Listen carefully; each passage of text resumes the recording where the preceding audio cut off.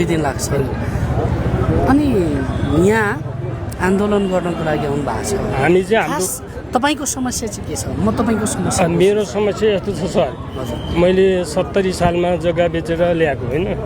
मेरो बाबामा बुढाबुढी छ 4 जना वृद्ध छ अनि एउटा पुरा अपाङ्ग छ एकदम हिँड्न खान केही गर्न सक्दैन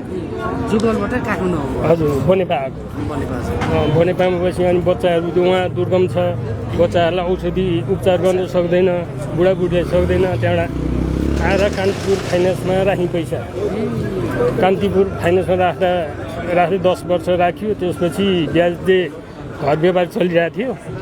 कति थियो पैसा 30 लाखको जग्गा बेचेर त्यो फाइनेन्समा राखे अनि त्यसले पढाइ बच्चाहरूको पढाइ अपाङ्ग वृद्धलाई पालिरहेको तपाईँको अहिले कति भने 27 महिना भइसक्यो 27 महिना 15 लाख ऋण लगाइसक्यो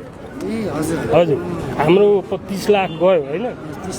15 लाख ऋण लागेको छ त्यसको ब्याज पनि तिर्नुपर्छ व्यक्तिको यहाँ बाँच्ने गाह्रो छ म सरकारले के भन्यो जहाँ समस्या हुन्छ त्यहाँ समाधान हुन्छ कुनै पनि ठाउँमा हुन्छ समस्याको समाधान निकाल्नु त सरकारले हो नि सरकार त अभिभावक हो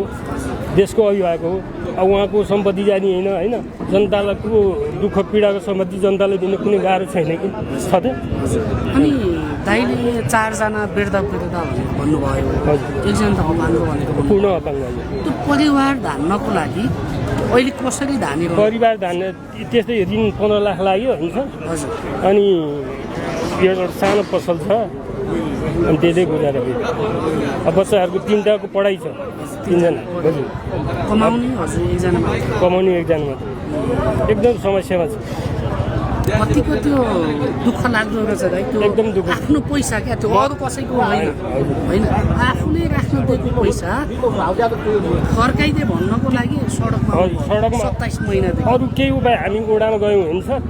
पहिला सहकारी अफिसमा गयौँ त्यहाँबाट ओडा गयौँ अनि जिल्ला अदालत गयौँ जिल्ला न्यायालय गयौँ अनि प्रहरी भाटामा गयौँ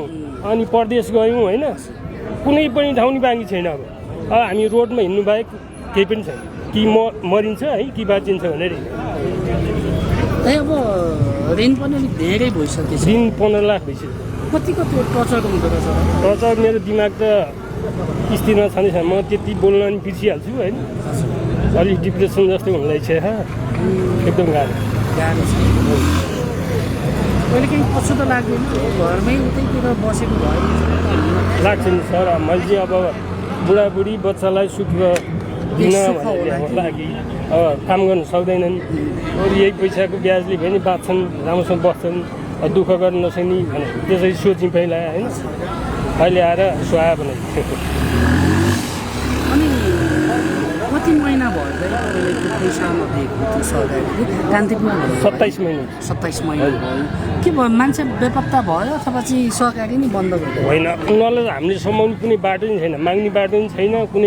कुनै छैन कसो उनीहरूलाई भन्यो भने हामीले लडेर थुनिदिन्छ उनीहरूसँग कराउनु गयो भने हामीलाई थुनिदिन्छ हाम्रो कहीँ पनि छैन कि यहाँ सरकारले अहिलेसम्म चलिरहेको छ चलिरहेन उनी यो ब्ल्याकलिस्टमै परेछ यो समस्याग्रस्तमा राखेको छ मैले भने के वास्तविक पीडित बुझ्ने अगाडिबाट मान्छे हिँड्न अगाडिबाट मान्छे हिँड्न मात्रै इन्टरभ्यू दिइरहेको छ मान्छे मैले सरकारलाई के वास्तविक पीडित बुझेर होइन अहिले त सरकारले हेर्नुपर्छ यो उनीहरूले बिस्तारै समाउला होइन तर वास्तविक पीडित हेरेर उसको दुःख बुझेर हाम्रो पैसा फिर्ता पाउनु पर्यो तपाईँहरूको पीडा किन बुझ्दैन त यो सरकारले त्यही त किन बुझ्दैन हामीलाई यो राजनीति बारेमा केही छैन मैले भोट त सर